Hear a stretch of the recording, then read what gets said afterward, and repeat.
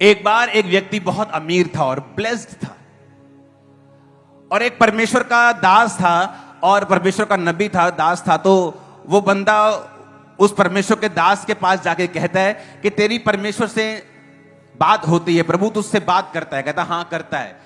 कहता है प्रभु तुझसे बात करता है तो परमेश्वर से कहना कि मुझे जितना दे दिया है ना बस कर, अब तू, मैं और नहीं लेना चाहता, मेरे पास बहुत कुछ हो चुका है, इनफ, इतना ज्यादा है कि मैं संभाल नहीं सकता हूं।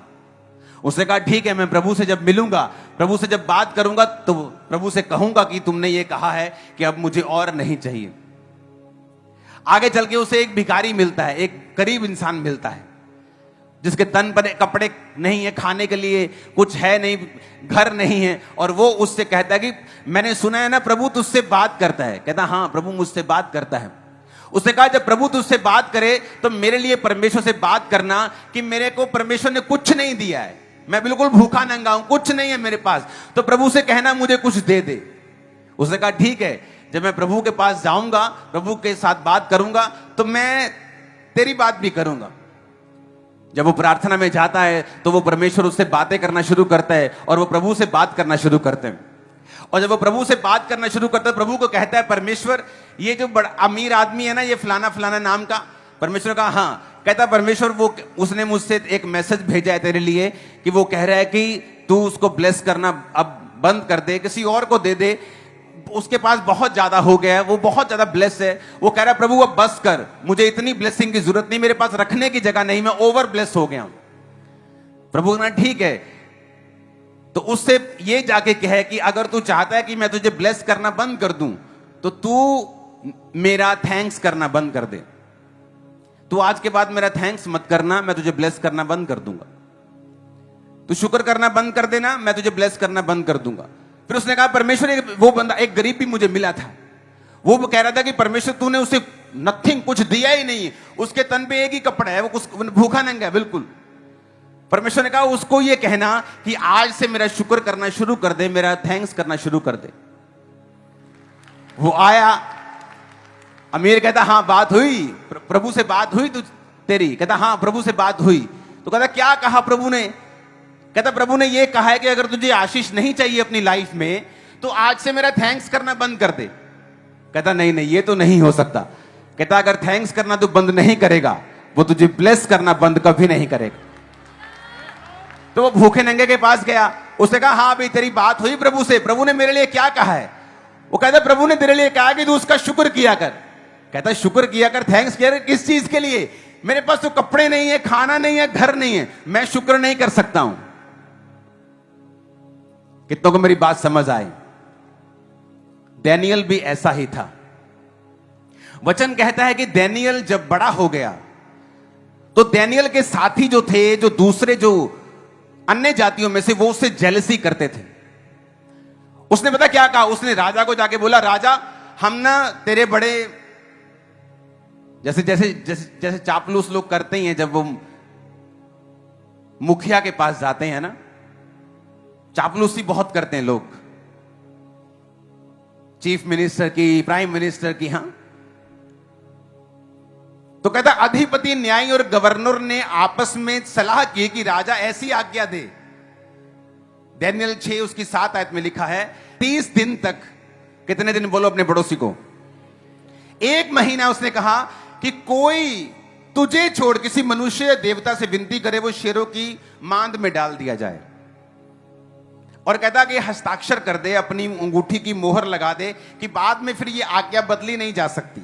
राजा मान गया, राजा को फूकी चढ़ा दी, चने के झाड़ पे चढ़ा दिया। राजा के मन में बिल्कुल भी ये शंका नहीं थी कि ये तो डैनियल के प्रति एक षड्यंत्र रच के आ रहे हैं, डैनियल को मरवाने की साजिश है। राजा को लगा मेरी बल्ले बल्ले हो रही है, मेरी इज्जत बढ़ेगी, लोग दूर दूर तक मेरी कीर्ति फैलेगी। हाँ हाँ ठीक है, बनाओ एक मूर्ति और कोई बंदा इस दुनिया इस मेरे क्षेत्र में उसके अलावा किसी और देवता की पूजा करे तो क्या कर दिया जाए? शेरों की मांद में डाल दिया जाए। 9 आयत में लिखा राजा ने हस्ताक्षर कर दिए।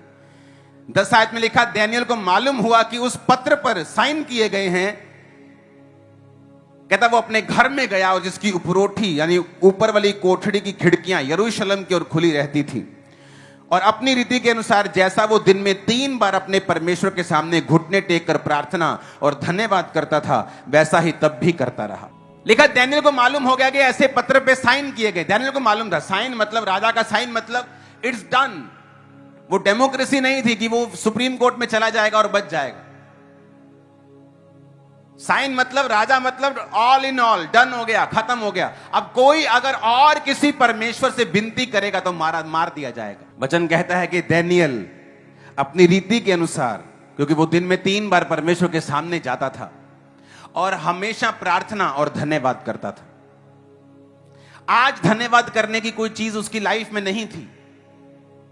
आज तो रोने पीटने का दिन था कि वो प्रभु के सामने जाता और कोठड़ी भी ना खोलता कि कोई देख ना ले कि परमेश्वर गुप्त रूप में आज मेरी प्रार्थना को सुने। लेकिन वचन कहता है कि वो डरा नहीं और उसने परमेश्वर से जिस रीति से पहले वो प्रार्थना करता था और धन्यवाद करता था। किस चीज का धन्यवाद? कि आज उसे मौत मिलने वाली है, इस चीज का धन्यवाद? कि उसको मालूम था कि वो खिड़की पे बैठा है और दूर जो उसके विरोधी हैं उसे देख रहे हैं कि आज दानियेल आता है कि नहीं आता, अगर आता है तो मारा जाएगा। किस चीज का धन्यवाद वो करने के लिए प्रभु के पास जाए? क्या परमेश्वर ने उसे जो मौत का फरमान दिया है, क्या उस चीज का धन्यवाद करने के लिए जाए? आज विश्वासियों की प्रॉब्लम क्या है कि जो कुछ परमेश्वर उनको देता है उसका वो थैंक्स नहीं कर पाते। आज गाजा में चले जाओ, मैंने एक वीडियो देखी जहां पर ऊपर से आटा गिरा, जब प्लेन ने आटा गिराया, आटे की बोरी, एक जवान बंदा जीसस के जैसे लगता था, इतना जवान पूरा, और आटे की बोरी को उठा रहा है और उसे चूम रहा है और खुश हो रहा है। ऐसे खुश हो रहा है जैसे उसकी करोड़ों रुपए की लॉटरी लग गई हो, क्योंकि वहां खाने के लिए आटा तक नहीं है। और हम लोग कई बार फुल टेबल होते हुए भी उसका थैंक्स नहीं कर पाते। आपकी एक किडनी लाखों रुपए की है, कभी थैंक्स किया है? आपका लीवर कितने का है मालूम है? आपका हार्ट कितने का है? जिनके ब्लड नहीं बना सकती बॉडी, उनको पूछो ब्लड की कीमत क्या है। तुम्हारी बॉडी में पूरा ब्लड है, कभी थैंक्स किया है? नहीं, कभी नहीं किया। आप खा रहे हो, कभी थैंक्स नहीं किया। आपके पास रहने के लिए छत है, कभी थैंक्स। लेकिन हम दूसरों को देख रहे हैं जिनके पास हमारे से ज्यादा है, और फिर परमेश्वर से क्वेश्चन कर रहे हैं। वचन कहता है कि जो परमेश्वर को धन्यवाद करेगा ना, परमेश्वर उसे अपना चरित्र दिखाएंगे। आज से मैं तो फैसला करके आया हूं, मैं नहीं जानता आप क्या करेंगे, कि हर परिस्थिति में अगर आप उसका थैंक्स करेंगे, भूल जाएंगे सब कुछ, हर परिस्थिति में थैंक्स करेंगे। आप थैंक्स करेंगे।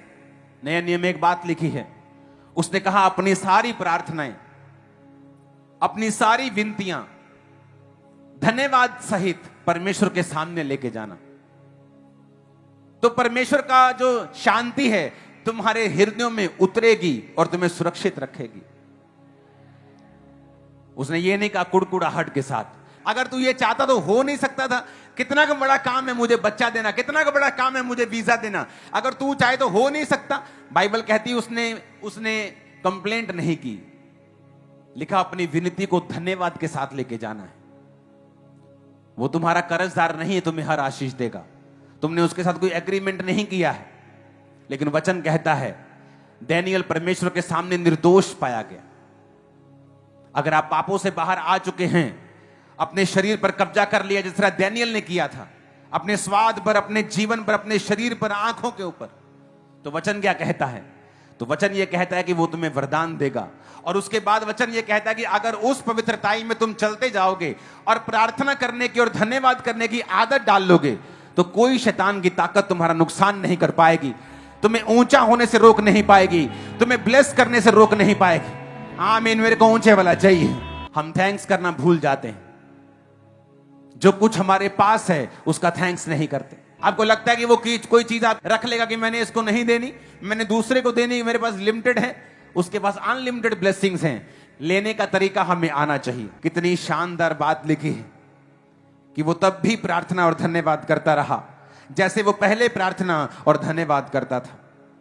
हालेलुया। आप सीधा अपने कमरे में आपको एक आयत लगा के रखनी है थैंक्स गिविंग की, और अपनी सेल्फी उसके साथ भेजनी है। मैं उसको शेयर करूंगा अपने फेसबुक पे। मुझे हर एक विश्वासी जो खामरा चर्च के साथ जुड़ा हुआ है, ऑनलाइन ब्रांचेस में, आप लोग, आपके घर में जहां आपकी निगाह पड़ती हो, धन्यवाद और प्रार्थना वाली वर्ष हमेशा आपकी निगाह के सामने रहनी चाहिए, लाइफ टाइम। जब आपने थैंक्स करना शुरू कर दिया, प्रभु भी अपने आप को रोक नहीं पाएंगे आपको ब्लेस करने से। मैं आपको बता रहा हूं, आपके मन में आएगा बहुत ज्यादा हो गया मेरे पास, परमेश्वर बोलेगा नहीं, अभी और मोर। और देखो वो गरीब का गरीब रह गया, कहता नहीं मैं, मेरे से थैंक्स नहीं होता, जब मुझे कुछ मिलेगा तो मैं थैंक्स करूंगा। ये तो ये बात हो गई कि किसान खेत के पास जाके कहे कि नहीं, मुझे खेत फसल देगा तो मैं उसमें से बीज बोऊंगा, और खेत कह रहा है ऐसा होता नहीं, पहले बोना पड़ेगा फिर फसल आए। गिविंग का जब दौर शुरू होता है, आप खुदावंद को थैंक्स करना शुरू करते हैं। पहले तो खुदा के वचन के साथ खड़ा होना है, शरीर की इच्छाओं पर काबू करके, डर पे काबू करके प्रभु के साथ चलना है। दूसरा काम प्रेयर करनी है और थैंक्स करना है। अगर आप थैंक्स करते जाएंगे, आपके पास एक पेन भी है, थैंक्स करो, वो स्कूल में बदल देगा उस एक पेन को। मैं आपको कह रहा हूं, आपके पास कुछ भी है उसका थैंक्स करो। जस्ट थैंक्स करते जाओ हर चीज के लिए। रोज जब भी प्रेयर में बैठो, पहले थैंक्स करो कि तूने मुझे क्या दिया है, मेरे पास क्या है, और फिर उसके बाद अपनी विनती रखो जो तुम्हें चाहिए, जो तुम प्रभु से मांग रहे हो कि प्रभु मुझे ये भी चाहिए, आपकी इच्छा हो तो आप मुझे दे सकते हैं, मैं चाहता हूं आप मुझे दें। आपके वचन में लिखा है धर्मी का वंश बचाया जाएगा, या ये आप मांगेंगे, परमेश्वर आपको देगा। लेकिन उससे पहले जो उसने दे दिया है उसका थैंक्स करना। आमीन।